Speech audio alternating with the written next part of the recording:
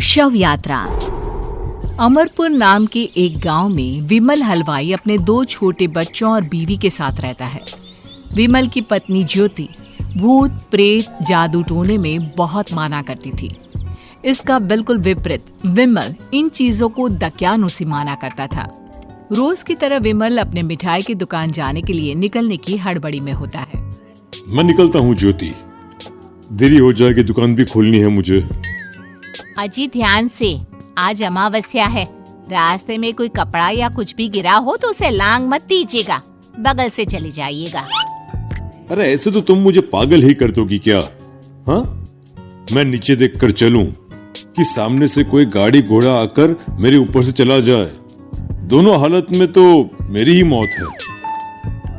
अरे क्यों सुबह सुबह इतनी अपसुगनी बातें कह रहे हो जी? मेरे गांव में तो ऐसा आंखों के सामने होता हुआ देखा है मैंने, इसीलिए कहती हूँ, वरना मुझे क्या, पड़ोसी को तो नहीं कहना चाहती मैं। पति हैं आप मेरे, इसलिए बोल रही हूँ।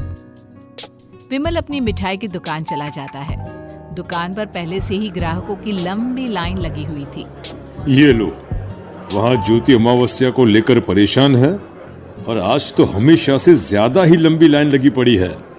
अच्छी खासी बिक्री होगी आज। विमल दुकान खोलता है। एक के बाद एक ग्राहक उसकी दुकान पर मिठाई ले रहे होते हैं। तभी गांव की एक बूढ़ी औरत विमल से कहती है, जिस तेजी से बिक्री हो रही है, कहीं किसी की नजर ना लग जाए, नींबू मिर्ची टांग ले। अरे क्या चाची तुम भी, ये सब नजर बजर कुछ नहीं होता है। कैसे लोग हैं मेरे आसपास। अपनी दुकान से शाम को विमल हंसते कूदते वापस घर आता है। हाँ, आज तो अच्छी खासी बिक्री हुई है। 1 महीने में जितनी बिक्री होती है, एक ही दिन में आज उतने पैसे कमा लिए मैंने। ये तो बहुत अच्छा हुआ जी, आज ही घर की नजर उतारी है मैंने। बिक्री तो अच्छी होनी ही थी। अच्छा, तुम खाना लगा दो, सारा माल बिक चुका है। मुझे शहर जाना होगा, कुछ चीजों की जरूरत पड़ेगी। रात भर मिठाई बनाऊंगा, तब जाकर कल सुबह दुकान खोल पाऊंगा। खाना खाकर विमल शहर जाने के लिए निकल पड़ता है। सुनिए जी, ध्यान से जाइएगा। चौरस्ते पर किसी जादू टोने की चीज पर पैर मत रख दीजिएगा।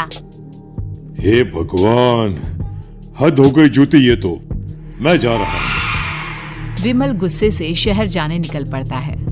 रात का काला घना अंधेरा, चांद की एक भी किरण ना होने के कारण अंधेरे में कुछ भी देख पाना मुश्किल था। जंगल के बीच के एक अधकच्चे रास्ते से विमल जा रहा होता है। चारों तरफ गुफ अंधेरा और सन्नाटा सुनाई दे रहा था, और सुनाई दे रही थी विमल के पैर के नीचे आ रहे सूखे पत्तों की आवाजें। तभी अचानक दूर से उसे कुछ आवाजें सुनाई देती है। अरे, ये इतनी रात को जंगल के रास्ते कौन जा रहा है? शायद कोई टोली होगी। राम नाम सत्य है, राम नाम सत्य है, राम नाम सत्य है, राम नाम सत्य है। धीरे धीरे आवाज कुछ कुछ सुनाई पड़ती है। आवाज धीरे धीरे और नजदीक आती सी लगती है। विमल देखता है कि उसके सामने से सजी धजी सफेद कपड़े में लिपटी एक अर्थी निकल रही है, जिसके साथ 5 लोग ही थे। 4 आदमियों ने उसे कंधा दिया हुआ था। एक मटका लिए आगे आगे बढ़ रहा था। विमल के बिल्कुल सामने आकर अर्थी रुक जाती है। उसमें से एक आदमी विमल से कहता है, अरे भाई, जरा अर्थी को कंधा लगाना, मैं बहुत थक गया हूँ, बड़ी मेहरबानी होगी। हाँ भाई, कंधा तो मैं लगा दूं, पर रात को 12 बजे ये शव यात्रा, इस समय कौन अर्थी ले जाता है? तभी विमल को ऐसा लगता है कि शव में से आवाज आई, ये आवाज। मजबूरी है भाई, आप कंधा दीजिए, मैं रास्ते में सब बताता हूँ आपको।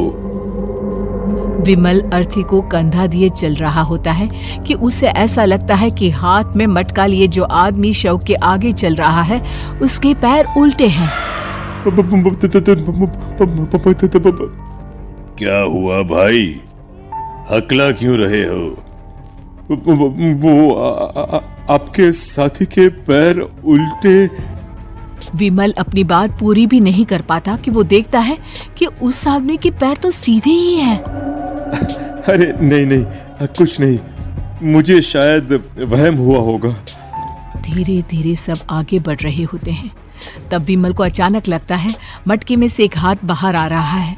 विमल घबरा जाता है। इसके पहले वो कुछ बोल पाता, कल्लू कहता है, मेरा नाम कल्लू है।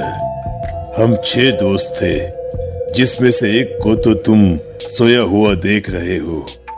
इतनी पक्की दोस्ती थी कि जैसे हम सब सगे भाई हैं। पर किस्मत का कोई क्या कर सकता है। आज से 4 साल पहले एक नदी में हम सब नहाने गए थे, जिसमें डूबकर राजेश की मौत हो गई।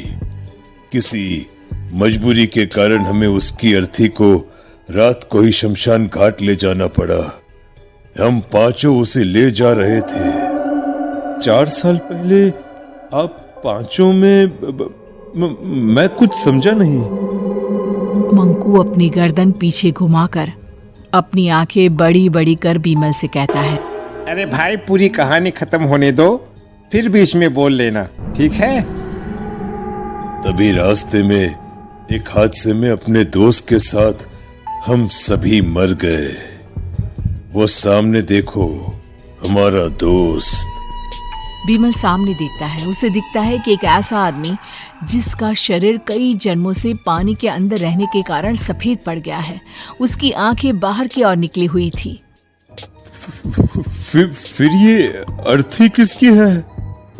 अर्थी के साथ के लोग अर्थी को नीचे रखते हुए एक साथ विमल की ओर देखते हुए कहते हैं, तुम खुद ही देख लो। विमल शव पर से सफेद कपड़ा हटाता है। शव की जगह खुद को ही देखकर विमल के होश उड़ जाते हैं। वो शव विमल की ही थी। पलक झपकते ही विमल उस अर्थी की जगह पर होता है। 6 के 6 दोस्त उसी तरह अर्थी को उठाकर चलने लग जाते हैं। राम नाम सत्य है। राम नाम सत्य है। राम नाम सत्य है।